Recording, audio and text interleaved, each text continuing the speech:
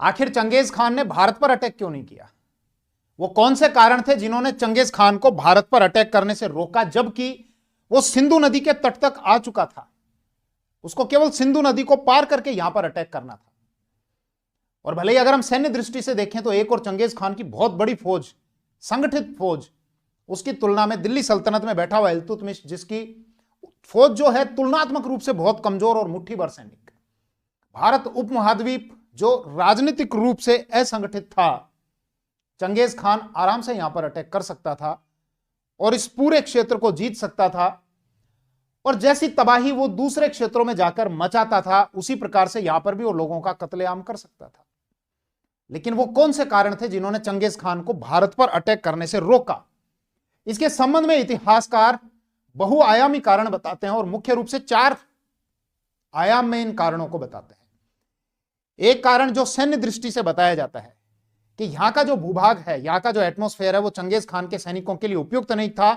विशेष रूप से Genghis Khan के पास में जो 2.5 से 3 लाख घोड़े थे, उन घोड़ों के लिए मैं बात करूंगा अभी।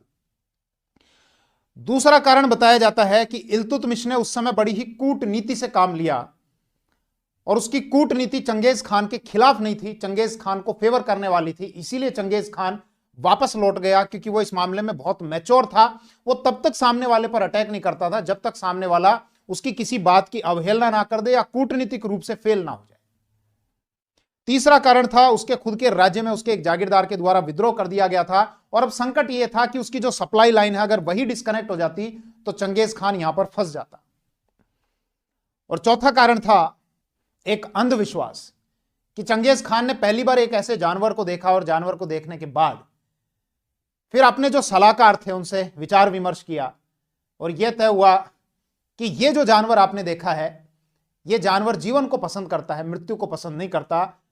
और तेंगरी यानी कि जो आसमान का जो देवता है, उस तेंगरी ने इस जानवर के माध्यम से तुम तक यह संदेश पहुंचवाया है कि चंगेज खान वापस लौट जाओ।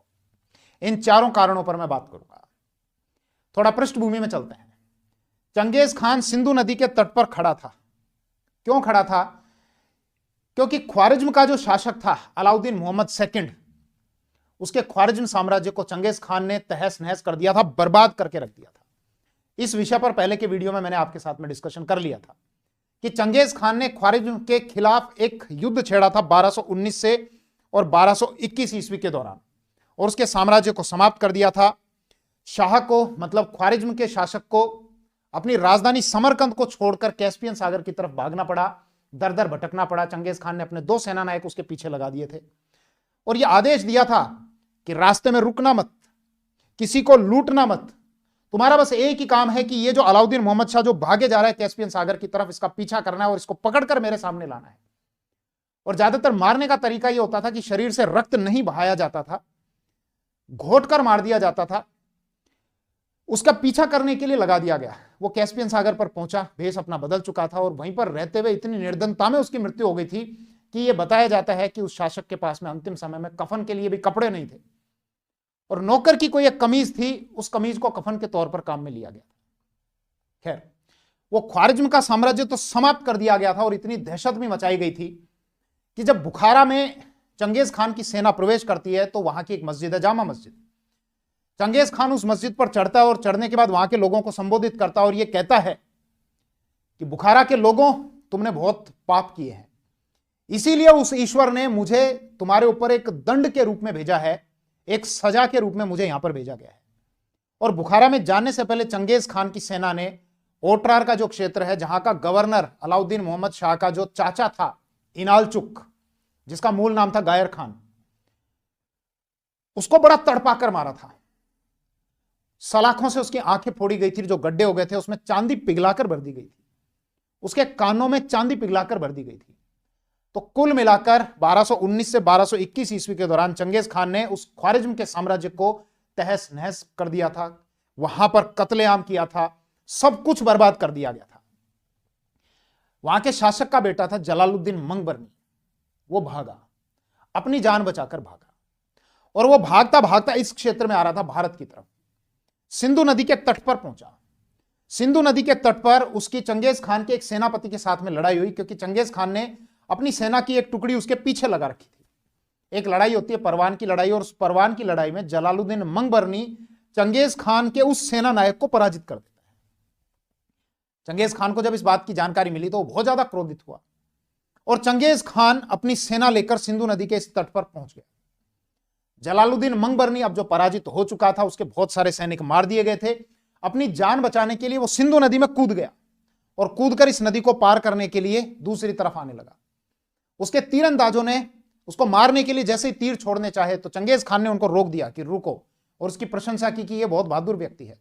मतलब चंगेज खान उस व्यक्ति को तीरों से नहीं मारना चाहता था, उसको पकड़कर जिस प्रकार से भी मारना चाहता हो कि उसका रक्त ना बहे, उसको दम घोटकर या गला घोटकर उसको मौत के घाट उतारना चाहता था, या अपने समक्ष उसको तड़पकर मरता हुआ देखना चाहता था। इसीलिए शायद उन तीरंदाजों को उस समय जब वो सिंधु नदी पार कर रहा था उनको रोक दिया गया। आगे वो सिंधु नदी पार करके दूसरी ओर पहुंचता है, साल्ट रेंज वाला क्षेत्र आता है, और साल्ट रेंज के क्षेत्र में वो अपनी सेना को फिर से संगठित करता है और जो खोखर जनजाति है, खोखर जनजातियों के साथ में भी हाथ मिला लेता है। मंगबरनी अपना एक दूत भेजता है इल्तुतमिश के पास में। इल्तुतमिश जो इस समय दिल्ली का सुल्तान था, 1211 से 1236 ईस्वी तक वो दिल्ली का सुल्तान रहा। जब इल्तुतमिश के पास में वो अपना एक दूत भेजता है, उस दूत के माध्यम से संदेश भिजवाता है कि मुझे इस समय तुम्हारी आवश्यकता है, मैं भी मुसलमान हूं, तुम भी मुसलमान हो, तो इसीलिए मुसलमान होने के नाते तुम मेरी रक्षा करो, मुझे शरण दो, मेरी सहायता करो। अब इल्तुतमिश के सामने समस्या थी, यदि वो मंगबरनी की सहायता करता है तो उसको चंगेज खान के कोप का भाजन होना पड़ेगा, और यदि वो उसकी सहायता नहीं करता है तो इस्लामी दुनिया में वो कायर कहलाएगा कि उसने एक मुसलमान की शरण मांगने पर भी उसकी रक्षा नहीं की।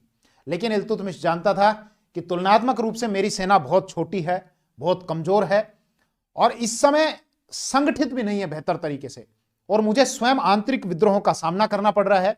यहां तक कि जो और बाकी के जो तुर्क सरदार हैं, भले ही सिंध वाला हो या भले ही गजनी वाला हो, गजनी का यलदोज, या सिंध वाला जो है कुबाचा, वो भी इस फिराक में बैठे हुए हैं कि किस प्रकार से मेरे को गद्दी से हटाकर वो यहां के सुल्तान बन जाए। तो इसलिए उस समय की परिस्थितियों को ध्यान में रखते हुए इल्तुतमिश ने उसके दूत की हत्या करवा दी और उसको यह मैसेज भिजवाया। मैसेज इस प्रकार से था कि अप्रत्यक्ष रूप से वो समझ जाए कि मैं तुम्हारी सहायता नहीं करना चाहता। मैसेज में यह कहलवाया कि इस समय दिल्ली का जो माहौल है, जो यहां का वातावरण है, वो आपके लिए उपयुक्त नहीं है। इसका सीधा सा अर्थ था कि मैं आपको शरण नहीं दे सकता, आपकी रक्षा नहीं कर सकता, कि दिल्ली का जो राजनीतिक वातावरण है वो आपके लिए इस समय उपयुक्त नहीं है, यहां पर आपको खतरा हो सकता है। अब हम उन कारणों पर विचार करते हैं कि आखिर चंगेज खान ने भारत पर अटैक क्यों नहीं किया, जबकि वो सिंधु नदी के तट पर खड़ा था। वो आराम से यहां पर अटैक कर सकता था। वो चंगेज खान जिसने ख्वारिज्म साम्राज्य पर जब अटैक किया तो वहां के जो बड़े बड़े नगर थे, भले ही समरकंद हो, बुखारा हो, बल्ख हो, ओटरार हो, उनको राख के ढेर में बदल दिया था। तो यहां पर दिल्ली पर आराम से अटैक कर सकता था। इल्तुतमिश जो इस समय अच्छे तरीके से अपनी सत्ता को स्थापित भी नहीं कर पाया था, तुलनात्मक रूप से बहुत कमजोर था, तुलनात्मक रूप से उसकी सेना भी इतनी संगठित नहीं थी और जगह जगह उसके खिलाफ विद्रोह चल रहे थे। इसके संबंध में इतिहासकार कई कारण बताते हैं।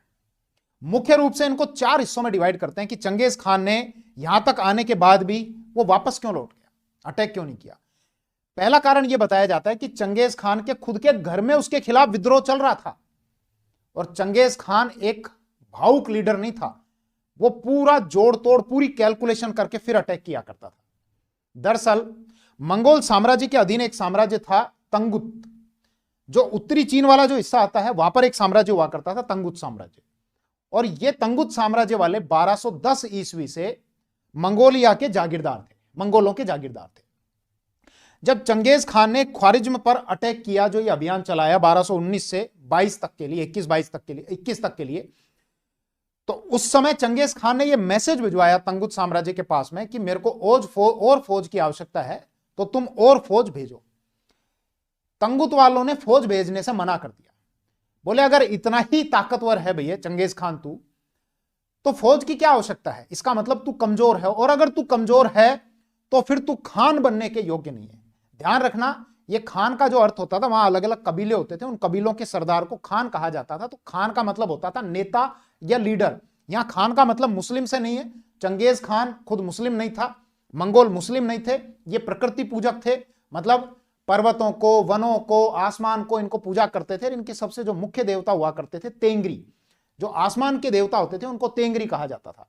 तो एक तो जो तंगुत साम्राज्य था उसने फौज भेजने से मना कर दिया, यानी उसने वहीं पर मैसेज भिजवा दिया कि हम तेरे साथ नहीं है। दूसरा जो जिन साम्राज्य था चीन वाला, उस जिन साम्राज्य के साथ में उसने हाथ मिला लिया था और चंगेज खान के खिलाफ विद्रोह कर दिया था। अब आप एक बार ये सोचो कि आप अपने क्षेत्र को छोड़कर, अपने राज्य को छोड़कर किसी दूसरे राज्य पर अटैक करने के लिए गए और पीछे से आपको यह पता चला कि आपके लोगों ने आपके खिलाफ विद्रोह कर दिया। अब आप क्या करोगे? उस नए वाले क्षेत्र को जीतोगे या सबसे पहले जो घर में आग लगी पड़ी उस घर में जो उस आग को जाकर बुझाओगे? तो चंगेज खान के लिए भी ऐसा करना जरूरी था, क्योंकि वो भावुक व्यक्ति नहीं था, वो पूरा जोड़ तोड़ करके और पूरी कैलकुलेशन लगाकर और फिर किसी अभियान पर जाया करता था। एक कारण तो ये। फिर यहां समस्या यह भी थी कि अगर तंगुत वाले ज्यादा ताकतवर होते हैं, ये विद्रोह अगर बड़ा हो जाता है तो वो इनकी सप्लाई लाइन को डिस्कनेक्ट कर सकते हैं। इसके कारण चंगेज खान इस पूरे मध्य एशिया में फंसकर रह जाएगा और उसकी फौज के लिए जो उसको सप्लाई चाहिए वो सप्लाई डिस्कनेक्ट करने के बाद में यहां पर उसकी फौज को घेर कर मारा जा सकता है, क्योंकि जब तक आपके पास में पीछे से बैकअप नहीं होता आप कमजोर हो जाते हो। तो एक तो यह डर था कि उसके घर में ही विद्रोह चल रहा था, तो उस विद्रोह को दबाने के लिए उसको वापस जाना था। दूसरा कारण, इतिहासकार यह कहते हैं कि इल्तुतमिश ने यहां पर जिस प्रकार से कूटनीति से काम लिया उसके कारण इल्तुतमिश बच गया, क्योंकि जलालुद्दीन मंगबरनी ने जब यह कहा कि मुझे हेल्प चाहिए, मुझे शरण चाहिए, और जलालुद्दीन ने जब अपना एक दूत भेजा तो इल्तुतमिश ने एक तो उसको मरवा दिया। यह स्पष्ट संदेश था कि चंगेज खान जो तुम्हारा दुश्मन है वो मेरा भी दुश्मन, और दुश्मन का दुश्मन दोस्त। और चंगेज खान के बारे में जब हम पढ़ते हैं तो ये पता चलता है कि जहां पर भी वो अटैक करने के लिए जाता था वो पहले कूटनीति से काम लेता था, वो पहले अपने दूतों को भेजा करता था, और जब ये देखता था कि अब युद्ध के सारे रास्ते बंद हो चुके हैं, अब केवल युद्ध ही अंतिम विकल्प है, तो वो अटैक किया करता था। जैसे आपने देखा था ना कि ख्वारिज्म पर अटैक करने से पहले उसने 2 बार अपने मंडल भेजे थे। एक बार उसने 450 से 500 व्यापारियों का एक दल भेजा था, एक चिट्ठी भी भेजी थी कि मैं उगते सूरज का जो देश है उसका स्वामी हूं, तुम डूबते सूरज के देश के स्वामी हो, युद्ध की बजाय हम मित्रता करते हैं, दोस्ती करते हैं। और 450 से 500 लोगों का एक दल भेजा था। जो वहां का शाह था ख्वारिज्म का, अलाउद्दीन मोहम्मद सेकंड, उसके चाचा इनालचुक जो ओल्ट्रार के गवर्नर थे, उन्होंने उस पूरे दल को मौत के घाट उतार दिया था। केवल एक व्यक्ति था, वो वहां से अपनी जान बचाकर भागा और चंगेज खान के पास में चला गया और जाकर ये सारी आप बीती बताई। चंगेज खान बहुत क्रोधित हुआ था, लेकिन तब भी उसने युद्ध लड़ने का निर्णय नहीं लिया था। तब भी उसने एक लास्ट मौका और दिया। उसने 3 दूतों को भेजा, जिसमें एक मुस्लिम थे, 2 मंगोल थे, और यह कहा था कि हम अभी भी व्यापार चाहते हैं, लेकिन जिस व्यक्ति ने ऐसा किया है हमारे लोगों के साथ में, इनालचुक ने, उस इनालचुक को हमारे हवाले कर दो, हम युद्ध नहीं करेंगे। लेकिन ख्वारिज्म के शासक ने उनके साथ भी क्रूरता दिखाई। जो मुस्लिम था उसका तो सिर कलम कर दिया गया और मंगोलों के सिर के बाल और दाढ़ी मुंडवा दी गई। दाढ़ी और मूछ जो है ये पौरुषत्व का प्रतीक हुआ करती थी, और दाढ़ी और मूछ मुंडवाने का मतलब यह था कि इस व्यक्ति को मृत्यु से भी बदतर अगर कोई सजा है तो वो दी जानी चाहिए जिसने इनके साथ में ऐसा किया। तो चंगेज खान ने शुरू में युद्ध नहीं थोपा, उसने पहले अवसर दिया, उसके बाद में जब उसने उस अवसर को खो दिया तब जाकर अटैक किया। यहां पर तो इल्तुतमिश ने इस कूटनीति के द्वारा स्पष्ट यह संदेश दे दिया कि चंगेज खान मैं तुम्हारा दुश्मन नहीं हूं, मैं तो जो तुम्हारा दुश्मन है उसको अपने यहां पर शरण भी नहीं दे रहा हूं, और इसके अलावा उसने जो दूत मेरे पास में भेजा है मैंने तो उसको भी मार दिया है। इसलिए चंगेज खान इल्तुतमिश पर अटैक करे बिना ही वापस लौट गया। तीसरा कारण इतिहासकार बताते हैं यहां की जलवायु, कि यहां की गर्मी, यहां की आर्द्रता, और इसके अलावा यहां बीमार पड़ने का डर। दरअसल चंगेज खान कहां से आया था? मंगोलिया से। जलवायु कैसी है? बहुत ठंडी, और नमी रहती है कि हवा में? नहीं, शुष्क रहती है। इसके अलावा स्टेपीज यानी वहां घास के मैदान है। जो घास है वो घास प्रोटीन की मात्रा उसमें बहुत ज्यादा होती है, जो घोड़ों के लिए बहुत उपयुक्त होती है। उसके बजाय अगर हम भारत की बात करें तो यहां की जलवायु कैसी है? उष्णकटिबंधीय, गर्मी पड़ती है। उत्तरी क्षेत्र में हालांकि इतनी गर्मी नहीं पड़ती, लेकिन मंगोल वाला जो क्षेत्र है उसकी तुलना में तो गर्मी रहती है। वहां आर्द्रता नहीं है, शुष्क है वहां की जलवायु, यहां पर आर्द्रता है। चंगेज खान की जो सेना थी, प्रत्येक सैनिक 5 से 6 घोड़ों को रखा करता था, ताकि कम समय में ज्यादा से ज्यादा दूरी तय की जा सके। कि एक घोड़े पर वो बैठा, बहुत तेजी से उस पर वो आगे बढ़ेगा, वो घोड़ा जब थक जाता था तो वो घोड़ा चेंज कर लिया करता था। जो थका हुआ घोड़ा है वो फिर पीछे से धीरे धीरे धीरे धीरे एक और टुकड़ी होती थी, वो उनको लेकर आ जाती थी धीरे धीरे चलती हुई। अब अगर 50,000 की यहां अनुमानित फौज बताई जाती है, जब वो सिंधु नदी के तट पर खड़ा था, तो अगर हर सैनिक के पास में 5 से 6 घोड़े हैं तो इसका मतलब 2.5 से 3 लाख घोड़े उसके पास में थे। इन घोड़ों के लिए वो घास चाहिए जो मंगोलिया के क्षेत्र में उगती है, या जो मध्य एशिया के क्षेत्र में जो स्टेपीज वाली घास है, वो वनस्पति इनको चाहिए, जिसमें प्रोटीन की मात्रा बहुत ज्यादा है। बजाय अगर हम यहां भारत की बात करें, यहां पर जंगल है, नदी घाटी वाला क्षेत्र है, कृषि भूमि है, और इसके अलावा जो घास है वो घास बड़ी बड़ी घास है, वैसी घास नहीं है जैसी घास वहां पर होती है। इसके अलावा यहां पर झाड़ियां हैं। इसीलिए इतिहासकार ये बताते हैं कि चंगेज खान ने पूरी कैलकुलेशन कर ली थी कि अगर यहां पर इस क्षेत्र में हम आगे बढ़ते हैं तो यह जलवायु ना तो हमारे सैनिकों के लिए उपयुक्त है और ना ही ये जलवायु हमारे घोड़ों के लिए उपयुक्त है। इसलिए शायद यह हो सकता है कि यहां पर युद्ध में हमारे इतने सैनिक ना मारे जाएं, बजाय इसके यहां की जलवायु के कारण एक लाशों का ढेर लग सकता है, और चंगेज खान ने यहां से वापस लौटने का निर्णय लिया। इसी के संबंध में कुछ इतिहासकार ये तर्क देते हैं कि चंगेज खान की सेना जब जलालुद्दीन मंगबरनी का पीछा कर रही थी तो उसको मुल्तान के पास में घेर लिया गया और 42 दिनों तक उसको घेर कर रखा गया। लेकिन फिर वहां की जलवायु के कारण, गर्मी के कारण उनको मजबूर होकर वो घेरा वापस उठाना पड़ा। तो ये बात तो क्लियर है कि यहां का जो वातावरण है वो उनके अनुकूल नहीं था और यहां पर वो कंफर्टेबल फील नहीं कर रहे थे। इसी में एक तर्क ये भी देते हैं कि चंगेज खान के सैनिकों के पास में जो धनुष और बाण हुआ करते थे, उस धनुष को वो विशेष तरीके से बनाया करते थे, बहुत सटीक निशाना हुआ करता था और बहुत कारगर उनके पास में ये हथियार होते थे। उन धनुषों को जब वो बनाते थे तो उसमें लकड़ी, हड्डी, इसके अलावा पशुओं के जो मांस और हड्डी होते थे उनसे मिलाकर कोई गोंद तैयार करते थे, और जो उसमें एक धागा होता है, प्रत्यंचा जिसको बोलते हैं, उसको पशुओं की जो आंत होती थी उस आंत से तैयार किया जाता था। मतलब कुल मिलाकर इतिहासकार ये कहते हैं कि इसमें गोंद लगा हुआ होता था जो इसकी अलग अलग परतों को जोड़कर रखता था, और ये ठंडे माहौल में तो ठीक रहता था, जमा रहता था, लेकिन भारत की जहां पर हम बात करें, यहां पर आर्द्रता ज्यादा होती थी, ये गोंद नमी को सोख लेता था। अब जब नमी को सोख लेगा तो इसकी पकड़ ढीली पड़ जाती थी, उसके कारण इनके ये हथियार ठीक तरीके से काम नहीं करते थे। तो ये वाला जो रीजन बताया गया तीसरा, कि यहां की जलवायु के कारण उनको बहुत समस्या हो रही थी, इसके कारण उनको लौटना पड़ा। चंगेज खान के वापस लौटने का एक और चौथा कारण भी बताया जाता है, और यह कारण शगुन से रिलेटेड है। एक चीनी ग्रंथ है युआन शी, उसमें जो जानकारी मिलती है कि चंगेज खान ने यहां पर एक बहुत ही अजीब सा जानवर देखा। अब उसके लिए तो यहां के जानवर अजीब से ही थे, क्योंकि वहां के मंगोलिया के क्षेत्र में और भारत के क्षेत्र में जलवायु का अंतर है, तो पशु पक्षियों में भी अंतर होगा। तो जैसा युआन शी चीनी ग्रंथ में लिखा हुआ है कि उसने एक बहुत अजीब सा जानवर देखा, जिसका जो शरीर है वो तो हिरण जैसा था, और उसकी जो पूंछ है वो घोड़े जैसी थी, और उस जानवर के एक सींग उगा हुआ था। अब आधुनिक जो इतिहासकार है वो ये कहते हैं कि यहां पर शायद एक गैंडे की बात हो रही है। बहुत सारे लोग ये सोचेंगे सर उस क्षेत्र में कहां से गैंडे आ गए, तो हाँ, उस समय थे 1220, 21, 22 के समय में, उस समय इस क्षेत्र में गैंडे हुआ करते थे, लेकिन बाद में इस क्षेत्र से वो गैंडे विलुप्त होते चले गए। शायद अभी हैं या नहीं है मुझे कंफर्म नहीं है, लेकिन उस समय मैंने भी इस पर सर्च किया था, और तो उस समय इस क्षेत्र में गैंडे हुआ करते थे।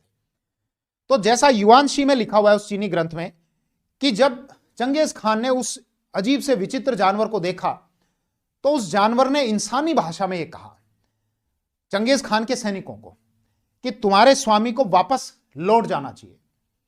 तो चंगेज खान ने अपने जो सलाहकार थे, ये लू चू साई, ऐसे ही नाम है ना, ये लू चू साई, उसको बुलाया और यह कहा कि इस प्रकार का एक जानवर है, और उस जानवर ने सैनिकों को इंसानी भाषा में यह कहा है कि तुम्हारे स्वामी को तुरंत यहां से लौट जाना चाहिए।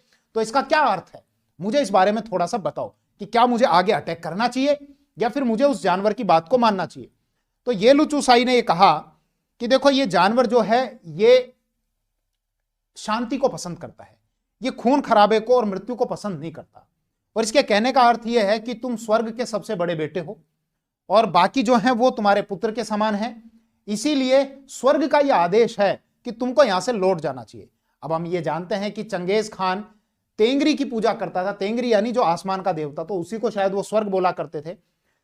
ये भी इतिहासकार कहते हैं कि यहां जानबूझकर शायद जो उनके सलाहकार थे उन्होंने इस प्रकार की ये सलाह दी ताकि जो सैनिक हैं उन सैनिकों के मन में एक ये वाला एंगल बिठाया जा सके कि देखो, चंगेज खान तो अटैक करना चाहता है, लेकिन अब जब स्वर्ग से ही आदेश आ गया तो अपने देवता का आदेश मानकर वो यहां से वापस लौट रहा है, ताकि सैनिकों के मन में यह ना आए कि चंगेज खान आखिर आगे क्यों नहीं बढ़ रहा, हमको वापस लौटने के लिए क्यों बोल रहा है। दूसरा ये भी रीजन है, देखो चंगेज खान की खुद आयु भी इस समय 60 वर्ष की थी। अब 60 वर्ष की आयु में वो एक नए एरिया में यहां पर पड़ा हुआ है और पीछे से न्यूज मिल रही है कि वहां मेरे घर में खुद विद्रोह हो गया। तो वहां पर जाना ज्यादा जरूरी था। खैर, चंगेज खान ने भारत पर अटैक क्यों नहीं किया, इसके संबंध में जितने भी रीजन इतिहासकार बताते हैं वो सारे रीजन मैंने आपके समक्ष रखे। हालांकि चंगेज खान अगर अटैक करता तो उसके अटैक से भारत को क्या नुकसान होता और क्या फायदा होता, आपको क्या लगता है इसके संबंध में? आप अपने विचार जरूर साझा करें। Thank you. जय हिंद।